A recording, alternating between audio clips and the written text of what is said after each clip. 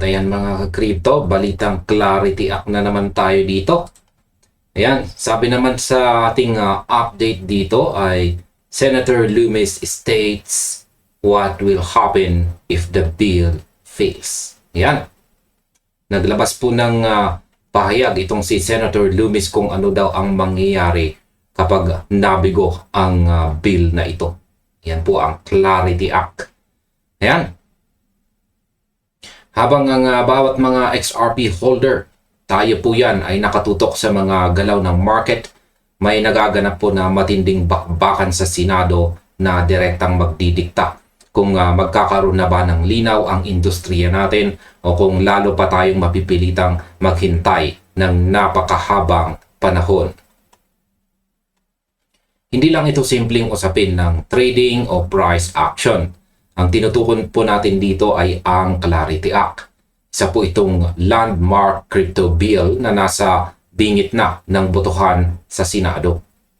Pero sa halip na umusad ito ng maayos dahil po sa sarili nitong merito, nahaharap po ito sa napakalaking pader ng politika. Ayon po sa crypto trader at saka analyst dito na si Merlin the Trader, ang kapalaran ng buong industriya ay tila nakasalalay na ngayon sa isang komplikadong labanan sa politika at balanse ng mga financial disclosures. Kaya sa video na ito ay pag-uusapan po natin ang mga ulat tungkol po sa babala ni Senator Loomis dito. Ayan, ang naging hakbang ni Senator Elizabeth Warren at kung ano ang ibig sabihin nito para sa ating lahat. Ayan, simulan po natin sa ating unang katanungan kung bakit panganib ang pagbagsak ng Clarity Act hanggang taong 2030. Isa po sa pinakamainit na issue ngayon ay ang naging babala ni Senator Cynthia Loomis dito. Ayan po. Ayan, ang kanyang naging babala. Siya po ang nagsasalita dito. Yan, ang kanyang babala ay tungkol po sa magiging kapalaran ng regulasyon kapag nabigo ang bill na ito na makalusot sa kasalukuyang session. Lumabas si Senator Loomis sa Squawk Box kamakailan para depensahan po ang bill laban sa mga puna ng ilang malalaking pangalan sa tradisyonal na pagbabangko. Tulad po ng Jamie Dimon ng JP Morgan na nagpahayag ng pagkabahala sa mga anti-money laundering provisions ng batas. Maaring tinutulan ni Loomis ang mga paratang na ito at ipinaliwanag na ang bill ay naglalaman ng 16 hanggang 17 direktang sanggunian sa Bank Secrecy Act at AML requirements para masigurong ligtas po ito.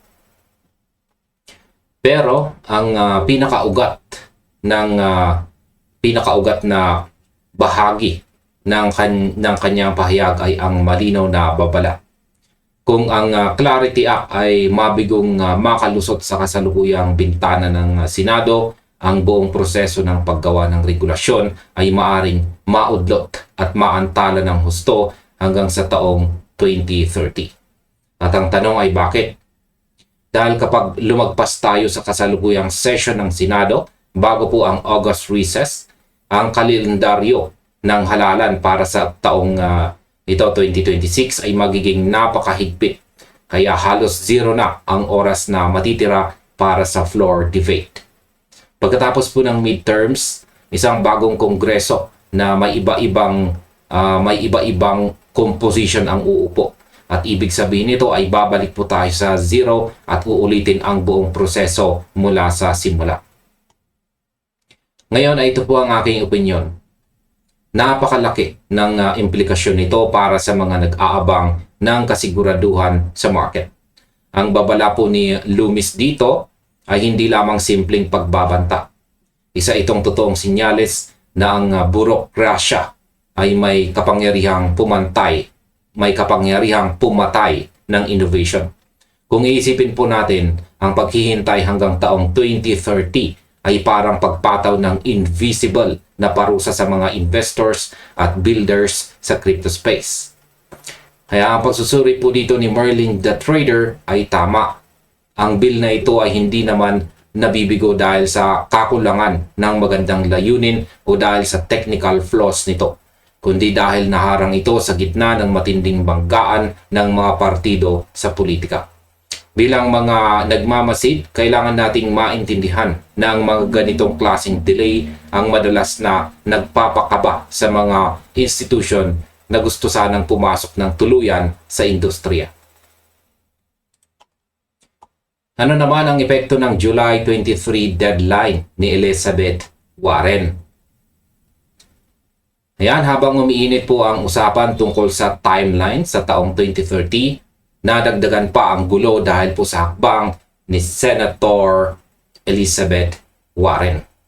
Noong July 16, nagpadala po itong si Warren ng isang opisyal na liham kay Pangulong Donald Trump kung saan ay hinihingi niya ang isang voluntary financial disclosure na sumasaklaw sa mga kinita nito mula sa crypto.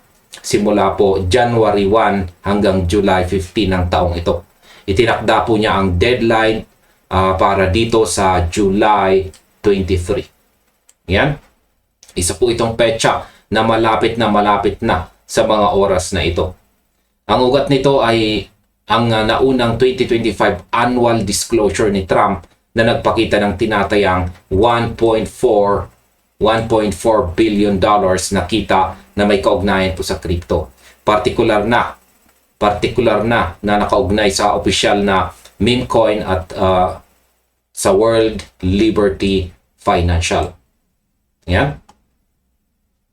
Nangatwiran po itong si Warren at ang kanyang mga kasamang Democrats na ang ganitong kalaking pag-ari at kita sa crypto ay naglalagay ng malaking conflict of interest. Ayon sa kanila, lumilikha ito ng mga seryosong katanungan kung ang mga inihalal na opisyal ba ay nakikinabang sa isang industriya habang sila rin mismo ang gumagawa o nagdedebate ng mga batas na direktang magpapataas ng halaga nito.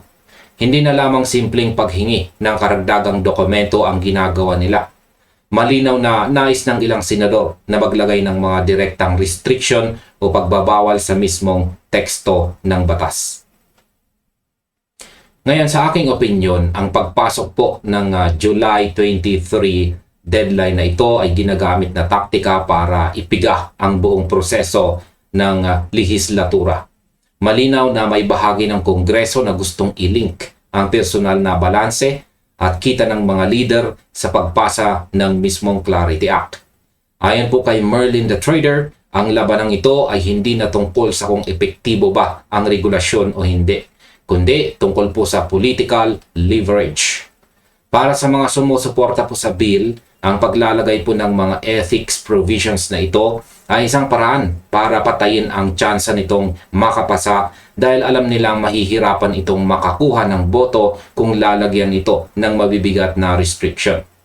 Nakakalungkot isipin na ang kinabukasan ng milyong-milyong holders ay naapektuhan ng mga personal at partidong hidwaan sa Washington.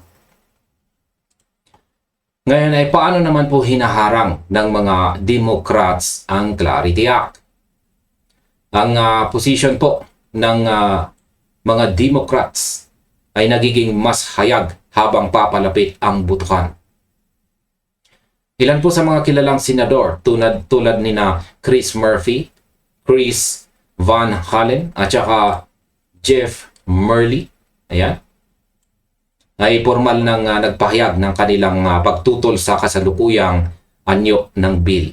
Idinagdag pa ni Senator Adam Schiff na anuman ang mangyari, ang Clarity Act ay dapat maglaman ng mga probisyon na pipigil sa sinuman, lalo na sa pamilya ng mga matataas na opisyal na kumita ng habol mula sa mga digital assets habang sila ay nasa pwesto. Sa kabilang banda naman, matigas ang paninindigan ng mga Republicans. Ayon sa kanila, ang mga usaping pang-etika at financial disclosures ay dapat hiwalay na isinasagawa sa pamamagitan ng ibang hiwalay na batas. At ang pagpupumilit na idugtong ang mga ito sa Clarity Act ay tiyak na magiging mitsa para tuluyang mamatay ang bill bago pa man ito makarating sa huling botohan. Patunay nga rito na ang ilan sa mga katulad na probisyon ay naiboto na at ibinasura ng talakayin po ito sa Senate Banking Committee. Ngunit patuloy pa rin itong pinipilit sa floor debate. Ngayon, ito po ang aking opinion dyan. Kung susuriin po natin ang dynamics nito, makikita natin na ang desisyon ng mga Republicans na panatilihing hiwalay ang mga ethics rules mula sa core crypto bill ay may punto kung ang layunin ay bilis ng pagpasa. Subalit naiintindihan ko rin kung bakit ginagamit ito ng kabilang panig bilang isyo. Sa politika sa Amerika, ang bawat panukala ay may nakakabit na strategy para sa susunod na eleksyon. Ang nakakainis lang para sa ating mga nasa labas ng sistema ay ang katotohanan na ang industriya ng crypto ang ginagawang collateral damage sa kanilang political chess game. Ang mga regulasyong matagal nang hinihintay ng community ay nabibinbin dahil lamang sa banggaan ng dalawang magkaibang pananaw sa ethics at kapangyarihan. Ngayon, gaano naman kaikli ang oras ng Senado bago ang recess? Ang pinakamalaking kalaban ngayon ng Clarity Act ay hindi ang mga argumento kundi ang oras mismo. Ang kalendaryo ng Senado ay nagpapakita ng mga mambabatas ay nakatakdang umalis para sa kanilang taunang August recess sa darating na August 7. Ibig sabihin, ilang araw na lamang ang natitira para pag-usapan at botohan ang panukalang batas na ito. Bukod pa rito, may isa pang malaking sagabal. Yan ay ang isang mahalagang defense spending bill ay kasalukuyang nakikipag-agawan din sa limited floor time ng Senado para pagbotohan. Si Merlin the Trader dito ay naglabas po ng paalala na ang Clarity Act ay hindi natatalo dahil sa isang lehitimong debate sa patakaran ng ekonomiya, kundi dahil nahuli ito sa gitna ng hidwaan ukol sa mga interes sa pananalapi at administrasyon. Ang tanong kung ang hidwaang ito ba ay aabot sa puntong mawawalan ang buong industriya ng isang buong dekada ng regulatory certainty ay masasagot na lamang sa loob ng mga susunod na linggo habang paubos na ang natitirang oras bago ang recess.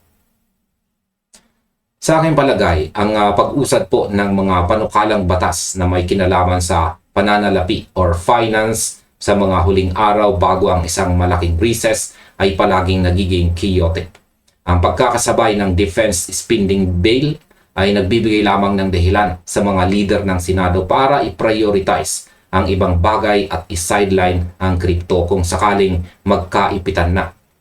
Kung titignan natin ang takbo ng mga pangyayari ngayong July 2026, ang mga susunod na 2 linggo ang magpapasya kung magiging tagumpay o bangungot ang taong ito para sa regulatory landscape. Kailangan natin na maging handa sa anumang mangyari dahil sa mundong ito, ang desisyon ng ilang tao sa Washington ay may agarang epekto sa buong global financial market. At ayan, sa kabuuan, ang Clarity Act ay nasa pinakamapanganib na yugto nito ngayon. Ang babala ni Senator Loomis tungkol sa posibleng pagkaantala ng hanggang 2030 ay isa pong malinaw na paalala na ang oras ay mabilis na tumatakbo.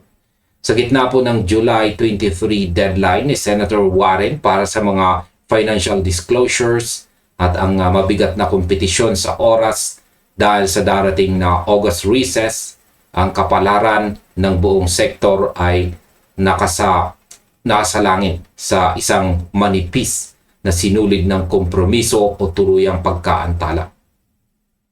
Kaya manatili po tayong kalmado, patuloy na mag-monitor ng mga balita at unawain ng mga pagbabagong ito ay bahagi ng mas malaking transition ng industriya patungo sa ganap na regulasyon.